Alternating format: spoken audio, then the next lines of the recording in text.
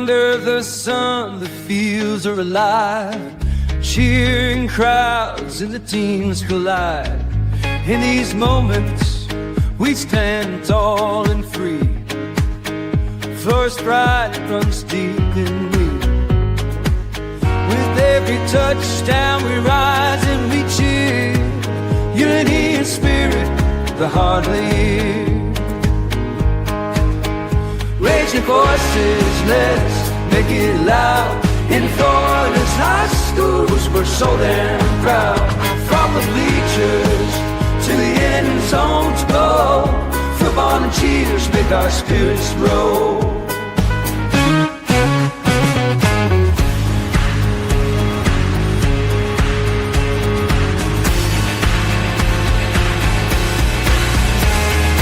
Girls in the game, they're fierce and bright. Flag in hand, they give it their might. From every town they bring their dreams. On this field of gold, nothing's as it seems. Together we shine, together we play. In Florida's heart, we own this day. Raise your voices, let's make it loud. In Florida's high schools, we're so damn proud. From the bleachers to the end zones go, football and cheers make our spirits grow. So here's to the game, we'll rise and stand. In Florida's field, real night band.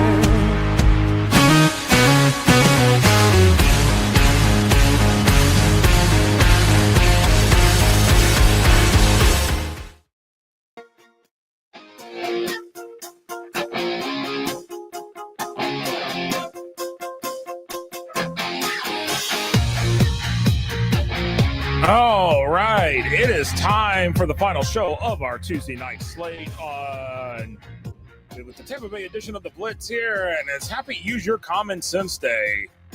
Oh, wait, hold on. We wish something. Yeah, you talk about something. Use your common sense. I almost feel like I went out the door yesterday. Yeah.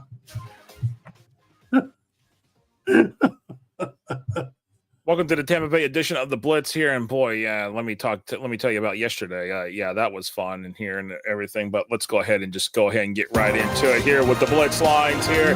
That's Christopher Lang. I'm Josh Wilson, and real quick, looking back at last week here, Lakeland Christian and Northside Christian both 7-2. Lakeland Christian beat Northside Christian to finish at 8-2. Northside Christian drops to 7-3 to finish up the regular season. Auburndale manhandles Winter Haven to finish up the regular season at 8-2. Nature Coast and Hernando. Nature Coast finishes 8-2 after beating Hernando, drops Hernando 7-3. Both teams are playoff bound as district champs. Leonard is 8-2 on the season. 8-2. Yeah, that's what I do. Make sure, because I put all the results in here on Saturday, and that tells you where I'm. My head. I've so many results that I have put in here this season into the sheet here.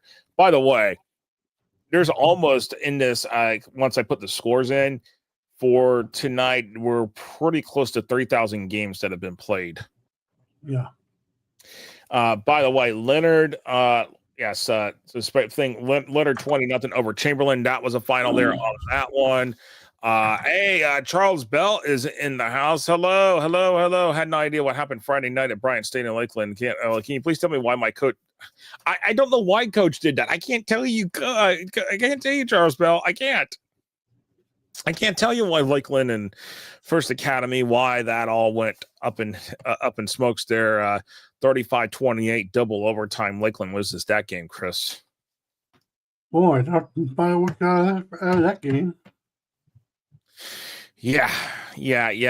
Lakewood handles Osceola, finishes the regular season 9-1. Osceola drops out of Kissimmee, drops to 6-4. And Port Charlotte, Zephyr Hills, 49-48. Zephyr Hills over Port Charlotte.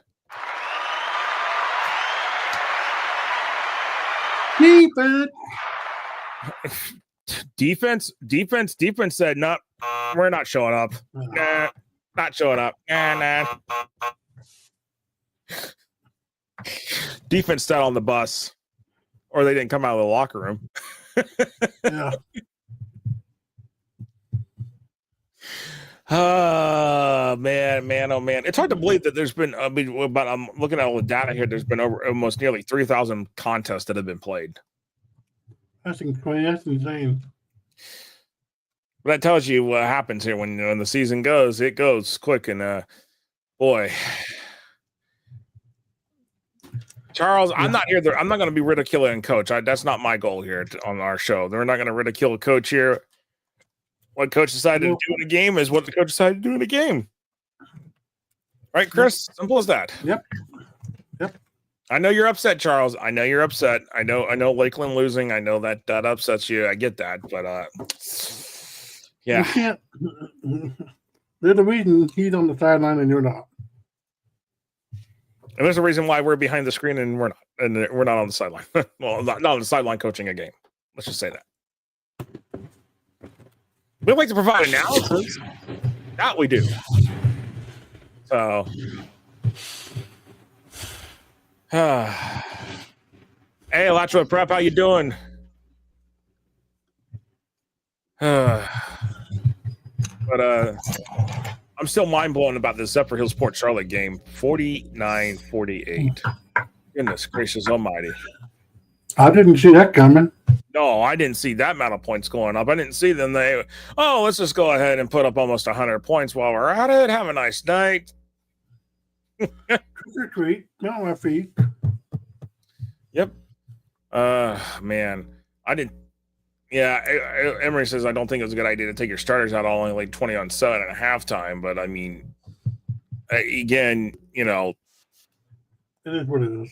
It is what it is. I mean, you had a bye week this week anyways, regardless. So, hey, Emery's right. Coach will do whatever he feels best, and that's what Coach did. But also, you know what? Got to give First Academy credit on the other side. You can't just you got to give First Academy credit. They probably went into halftime like, hey, we got to just, what kind of strategy can we put together here where we're down? Mm-hmm. And that's what First Academy did. Yeah, First Academy not the type of team that's going to lay down for you. No, not at all. Not at all. Real quick, Thursday, we're going to hope we'll probably have a lot of teams. We may have a lot of teams jump in on this one here. A lot of people jump in on this one.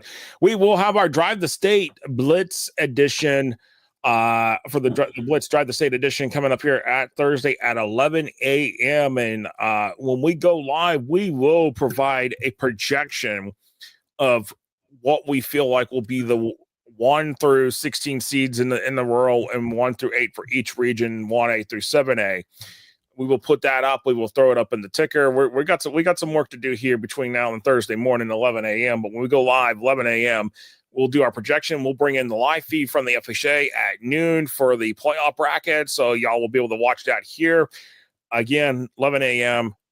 Thursday morning on our YouTube channel at FHS Football. If you're not subscribed to our YouTube channel, get on there, hit that subscribe. Maybe we'll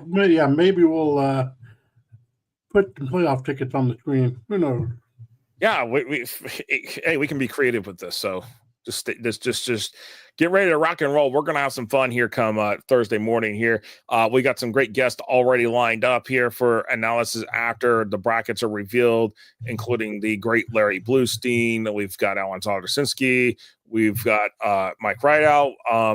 Also Charles Jones, and then hey, Coach Molina, good to see you on here. So we got some good guests lined up here. We got Irish Bill from the Panhandle as well. So we will have our cast of. Oh, and I do. By the way, we're not Rick Dees in this cast of idiots. By the way. Yeah. But we will have our Rick. We will have our. This will be our cast of knowledgeable people in high school football.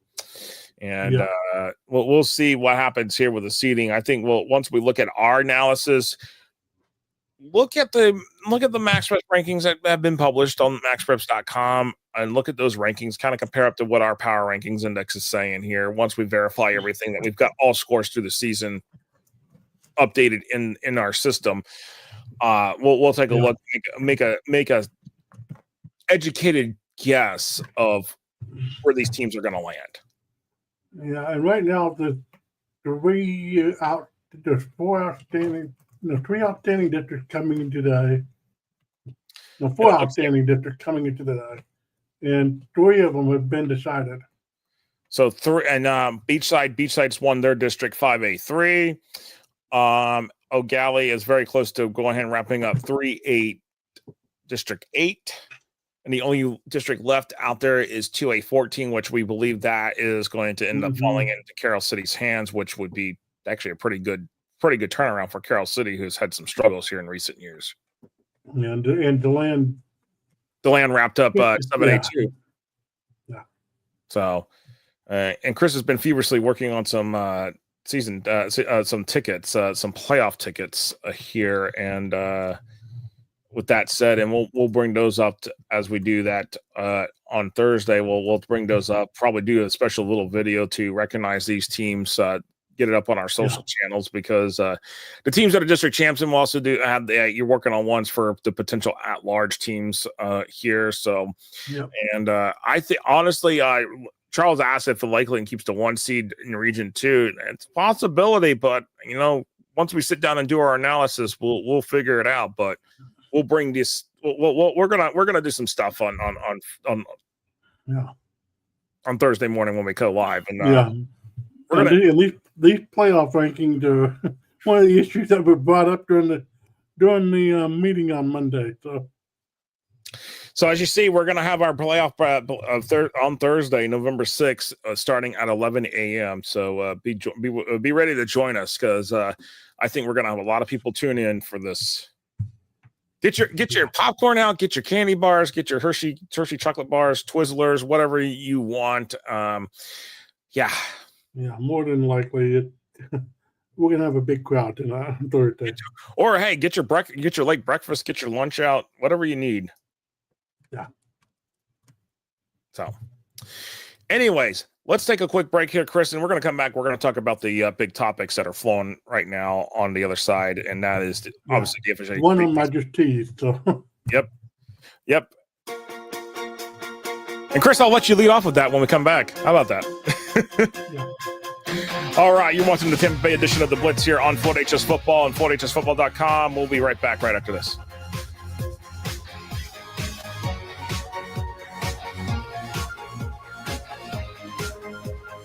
I've been thinking about this for a long time. I thought, if that's out there, I want to make sure I see it and I get involved in it, because to me, this was music to my ears. I was blown away. When you look at today's kid, the millennium kid, they learn by being able to see it. If I can see it, it's a great chance that I can do it. First Down Playbook is a tool that can essentially change the way we teach the game. Box Out gives you the ability to create graphics at the speed of sports to highlight your athletic department, teams, and student athletes in seconds. Used and trusted by Notre Dame, Ohio State, UConn, Marquette, Georgetown, and many more of the top college brands in the country. If you want your school's brand to stand out through all the clutter, start your free demo at boxoutsports.com. High school sports fans, follow your team live with a free ScoreStream mobile app. Download ScoreStream to get real-time scores, photos, and awesome video. Plus, follow your favorite teams and friends. Get real-time high school sports from ScoreStream. Get ready for the 2026 Coach of the Year Clinics. This February and March, see top collegiate coaches, learn from the best, and take your program to the next level. Don't miss America's most respected coaching clinics.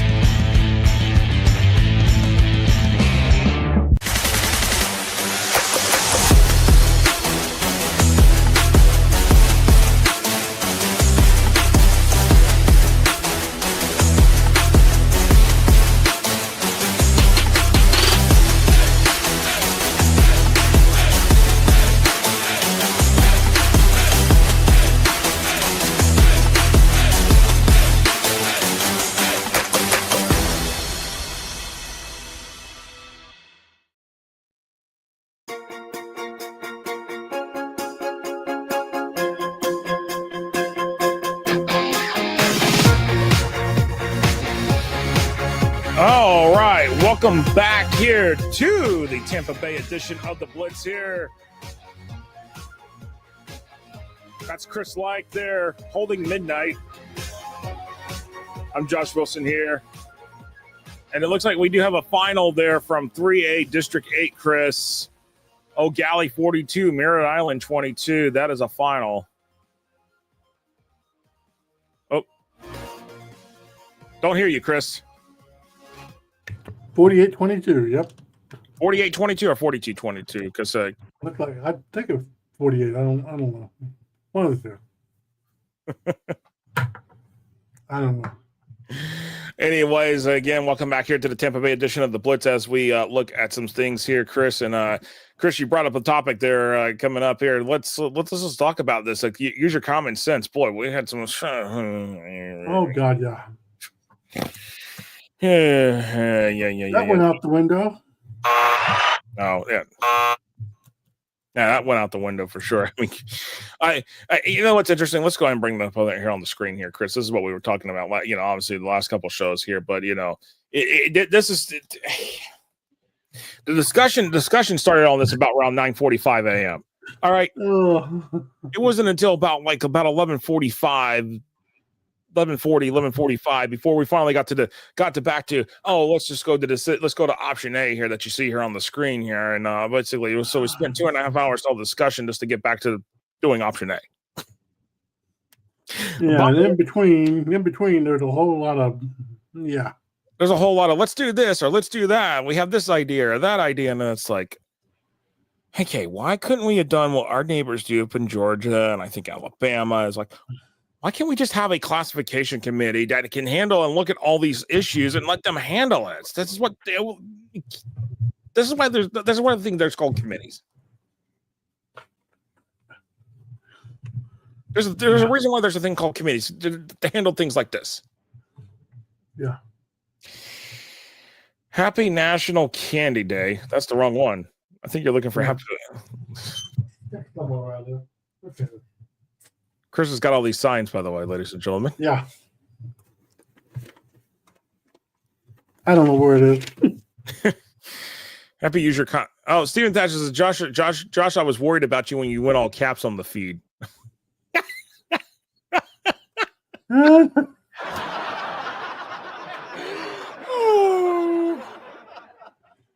Oh, Lordy. So what happened? All right. So let's just, obviously you got the live blog you can go back to on FloorHSFootball.com, but I'll kind of give you the nitty gritty here. Kind of do what do they call those things? Cliff Notes version. There we go. Cliff Notes version of everything. Basically, discussion started around about 9:45-ish. I did go up and speak before that, especially pointed back to the survey that myself and the Florida Coaches Coalition did. A lot of the issues were about, district play, getting fair and competitive balance. I think those are big things. I also mentioned that, hey, a lot of coaches want to see Metro Suburban back, which obviously was never floated onto the table by the board. So and that's kind of disappointing, but seems like they try to ignore it. Yeah, pretty much. But you see here, option A, option B. Well, obviously, option B was the option A that was presented back last Wednesday by the board of directors about no required district contest, all that. You can just throw option B out the door because it was not voted on. Option A was what was voted on. At one point, it was believed that there would be districts in rural. Well, that's not the case. Rural will be still no mandated district contest, which is going to disappoint a couple coaches, especially Madison County and Blountstown. Now, my thought is maybe, hey, those two teams, maybe if you want district games, go to 1A. Yep. But also, here's the other thing. They have a right to do. And here's the other thing. I think there's a couple other things that we're going to have to look at. Is there still the possibility of the rural teams breaking off? Yes. I still think there's a possibility of the rural teams breaking off regardless of how the vote went. Yep. And this, the fact that we're not going to have in district is really a telling sign. So the question is That's what most of them wanted. And the big thing is this. I don't know if there's gonna if there's any deflection in the rural league, you may see this Plan B 6 classes minus rural. Yep. So just buckle up and just keep your ear out because anything can happen here. Mm-hmm. All right. Required district contest, scheduled district contest according to district play weeks. I'm hoping, and I don't understand why it hasn't been brought up, but I'm hoping like an option that may be that could come because I did throw this out and I specifically threw it out to the executive director. Why not have district play go all the way to week 11? If you're using the rankings, let district play go all the way to week 11. Yeah. There's no necessary need not to allow not to go to week 11. Let it go to the week 11. Let things be decided. You know what? Because you know what? Going into week 11, you know what? Have your district weeks 11, 10, 9, 11, 10, 9, 8, 7, 6. Do what they do in Texas. Just hey, where you're coming in that final week. You don't know what's going to happen. Oh yeah. Some districts may be. There's a reason why Texas district play is so entertaining. It's because they load the back part of their schedule with district play. The front part, if you don't have a district, if you have like a 9-team district in Texas, that second week of the season, into district play. I don't expect, and Chris, I will say, I don't expect any 19 districts here. I do expect teams. I don't either, but I do expect districts in the 5 to 7 range. Is there going to be a half-hand chance that we may see an 18 district? Oh yes. But I expect the number of teams to be anywhere from 5 to 7. I think that hopefully with the changes, as you see the playoff bracket based on number of teams in the class, number of at-large teams will vary. This is where it comes to give the executive director the authority to move teams up and down a classification and be able to put the teams where they need to be. Mm-hmm. So that way, travel's been a big thing. Travel was a big issue that was raised. Pretty much that. Still use the FHSAA rankings for seeding. The rankings, what that may look like, may change. We'll see what the football. By the way, I'll go ahead and do this. There was a lot of discussion on the ranking in that meeting, and there's still going to be more discussion to come. So don't because there was a lot of complaints about this year's rankings. Yes. So, I got a big question about this because this is not a lot of prep as far as how many district games we be playing. We don't know yet. That depends on the district makeup. So the FAC, so which is interesting. Usually these committee meetings are usually held at the FHSAA offices. For some reason, they have scheduled it for Thursday, January 8, 2026, all the way at the FHSAA Spring Clinic in Orlando. So if you're not a member of FHSAA, then you're not getting into that. I have a problem with that. But I digress. Because here's the thing. That meeting, that if anything, that meeting should also be available for the thing. I'll have to. I got people. We'll see, because there's going to be coaches that are going to ask questions, especially when it comes to the rankings. Yep. I'm going to tell you right now, there's going to be a lot of coaches that aren't going to be able to make that trip to Orlando, especially right after the new year. I think they'd be more apt to be able to make that trip to Gainesville, probably just depending on, or at least be Zoom.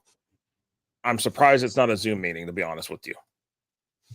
And it's funny that this even after this vote, there's still a lot of questions that need to be answered.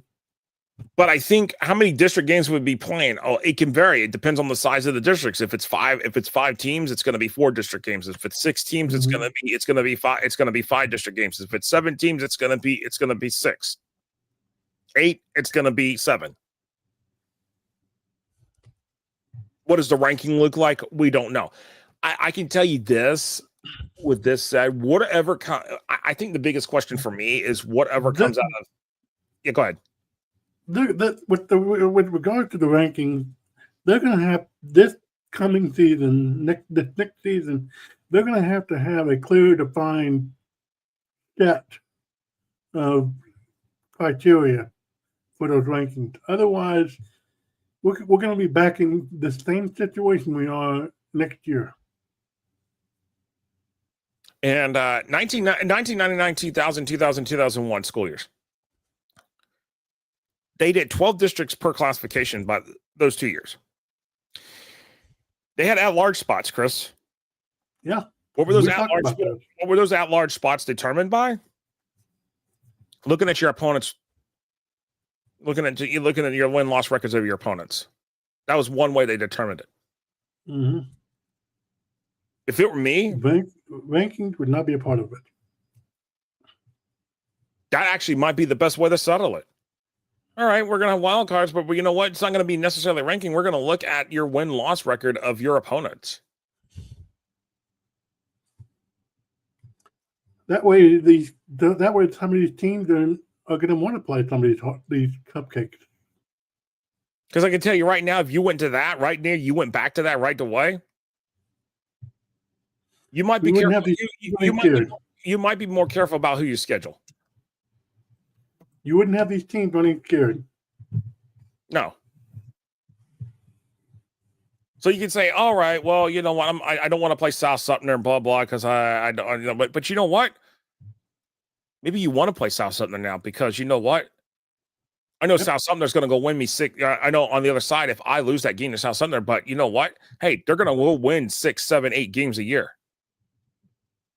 Mm-hmm. That's going to help me in my opponent's win-loss record in the column. Yep. Actually, let me see if I can I know you still got some more thoughts, Chris, but I'm going to look it up and see. Oh man, we could go all night with this. I mean, trying to see if I can find it here. Like I said, you know, the way they schedule these things is just load the back part of the schedule up with the district game. That would make it so much more exciting with the regular season. Yeah, you're going to have your rivalries and your non-district rivalries to start off the season. But to have all those district games all the way down to the end of the season, that's some drama there. Yeah, so I'm looking at it here. So they reduced the number of districts down to 3 per region, which is what they did in 1999-2000. I'm trying to find what the rules were. They said there was like 6 rules,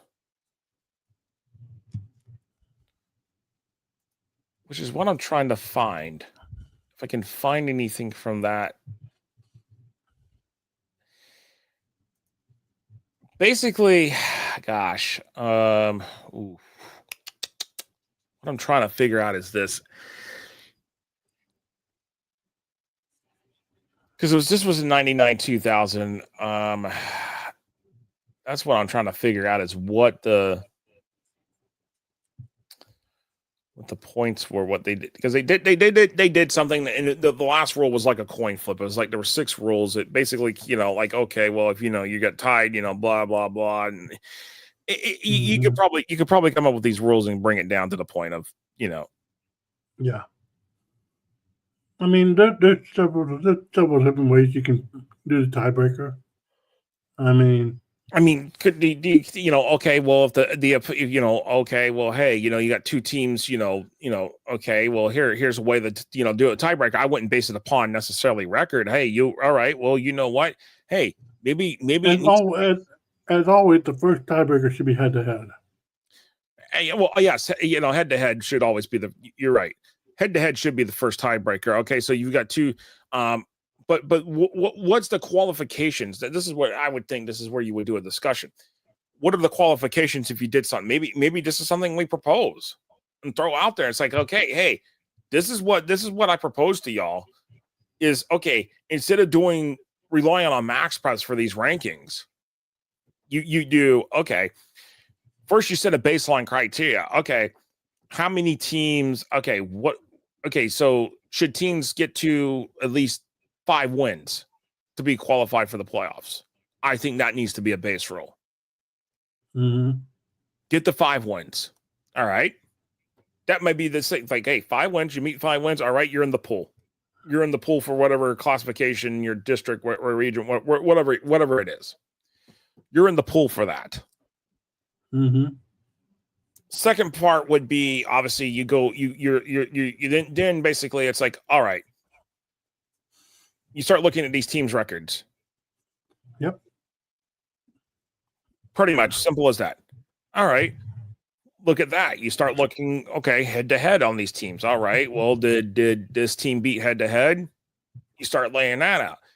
You start looking at your opponent. I would use the opponent. I would look at the opponent's records as the key basis from there. Your opponent's overall records. Then where the tiebreakers come in, deciding a seeding head to head. Well. Hello, Mark Cannon. Well. Greetings. Is there a Venice Miami Northwestern score yet? My wife brought me my refurbished tires, so I'm not at Traz Pell anymore. No, there is no score yet. Oh my gosh. Steven Thatcher would have to do it with win-loss records of opponents just on out-of-district games. Should not be penalized for having the play. And you know what? Maybe do it win-loss of out-of-district games. But you know what? Maybe that's a good way of doing it. Win-loss records of those teams out of district. So you're out of your non-district games. There you go, Chris. Your non-district games is what matters. You look at the win-loss, you get to the win percentage of that. So you get the win percentage of that. That's where the key thing is, because not every win-loss record. So if the win percentage of the team if one team has a better win percentage, maybe not played as many non-district opponents, but if they're non-district opponents they played have a better win percentage than somebody that may have played more, non-district opponents, that could be a possibility. I'm trying to come up with something here. But I feel like if you really want to look at something, you've got to get away from the power rank. Like our computer rankings are one thing. You have to rely on the play on the field, and that's the only way to solve all this.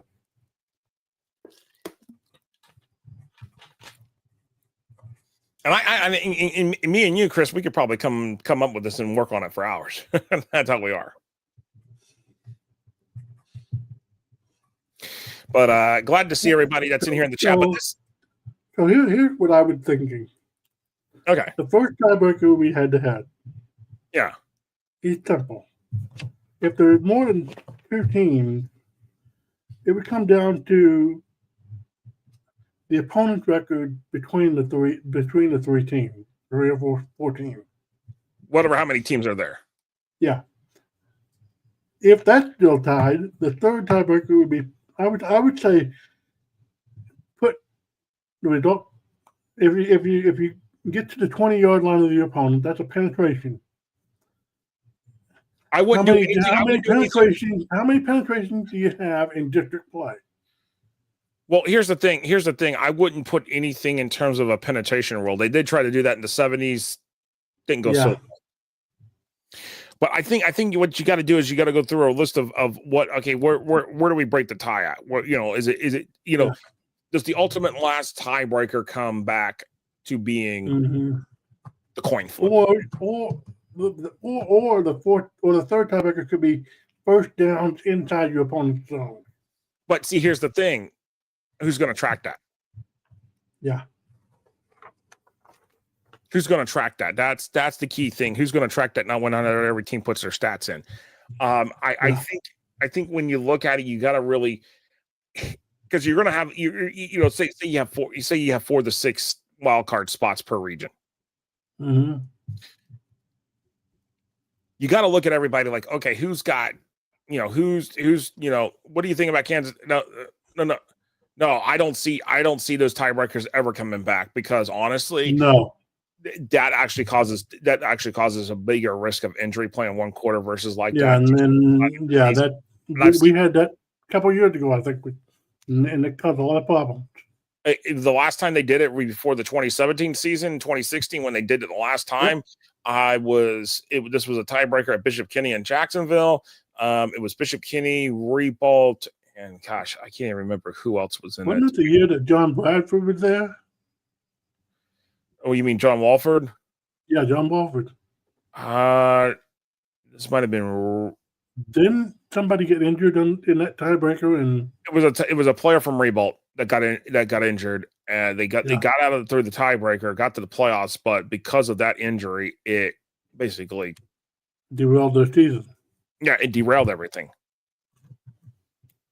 And that's all it takes is one player going down, and that's it. Your whole season's done. I do not see that coming back. No way, Jose. My biggest thing in the whole... That's unsafe. But the biggest thing is the playoff bracket based on the number of teams in classification. The number at large teams will vary. That's where the FHSAA executive director will be able to move teams up and down based on the classification size, whatever, hey, I need to move a team down because of geographical purposes. I need to move a team up because of geographical purposes. Maybe, hey, a team maybe like Shaman and Madonna says, hey, I would like to go to a classification. Well, you know what? Hey, they put it on appeal, and the FHSAA executive director is not going to have the ability to move them up from 1A to 2A. So the way the tiebreaker worked in Texas for most of the districts, and it varied from district to district on the points. The first tiebreaker obviously had, and then the second tiebreaker was they had a point cap between the three or four teams. Whoever had the highest 2 points, like with a point cap of like 23 or 18 or whatever the number the individual district came up with, those two teams would advance to the playoffs. Mm-hmm. So, I mean, that's the way it worked there. I could see that being a reality if you put a uniform tiebreaker into the state using with that formula. I think everybody would know what to do. Yeah, and it would come down to some team ultimately either purposely losing a game or purposely winning a game in district play. No, you're right. You're absolutely right. And that adds to the drama. I mean, you put those tiebreakers into play, like with the point cap system, it increases the drama, and it also it makes it more and more exciting. It's like, okay, what's going to happen next? No, right. You're absolutely right, and that's why I'm trying to see if I can find anything on the. But like I said, if you put a point cap system in there for the second tiebreaker among the three teams, let's say like a plus 18, the games involving those three teams with that point cap system.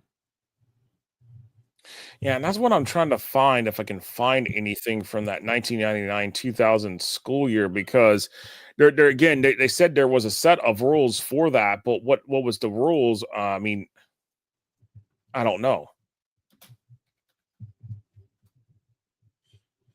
And that's what I'm trying to. Obviously, I mean, if there was a three-way tie, the chances are that those head-to-head records would all be the same.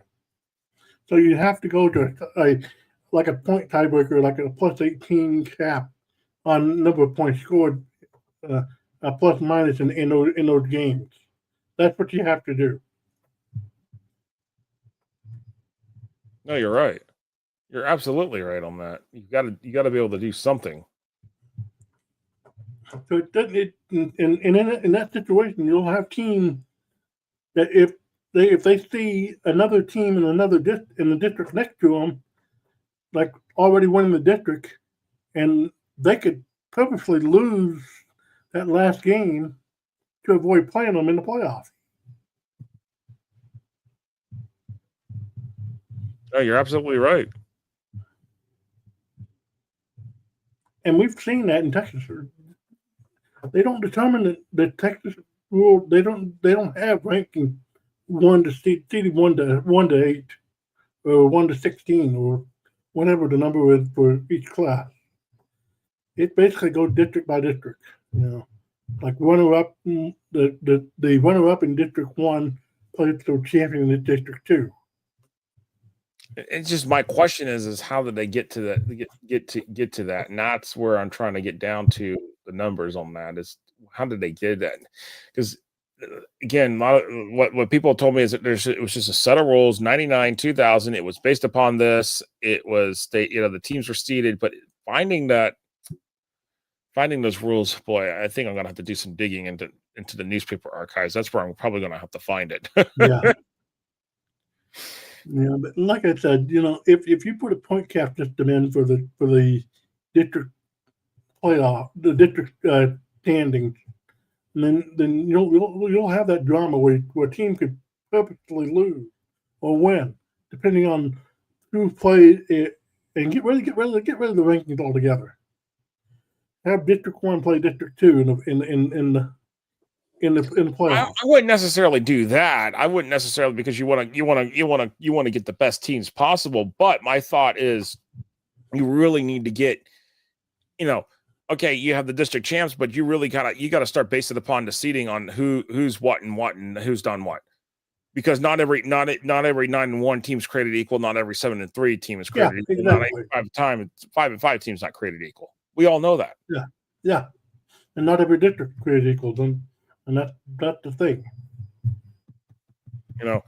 Head-to-head only works for district titles, not an overall power ranking. And Right.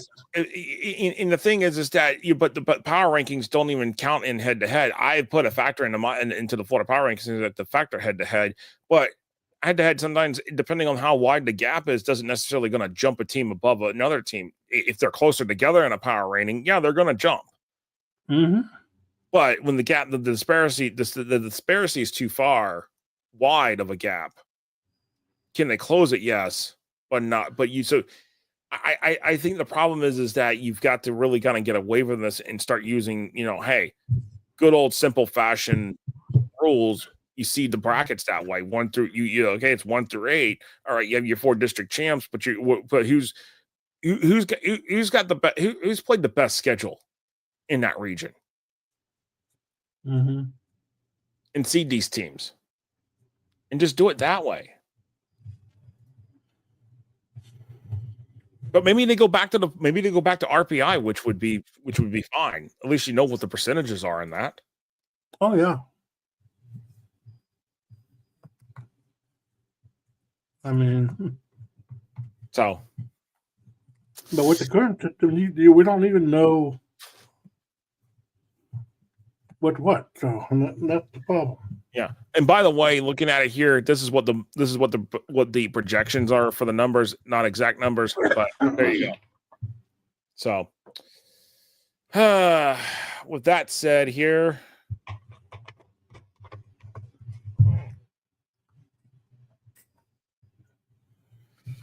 It's time for us to wrap it up, Chris. Holy cow. What a night. Interesting night. Interesting night, to say the least. Anyways. 3 new district champions today. Yep.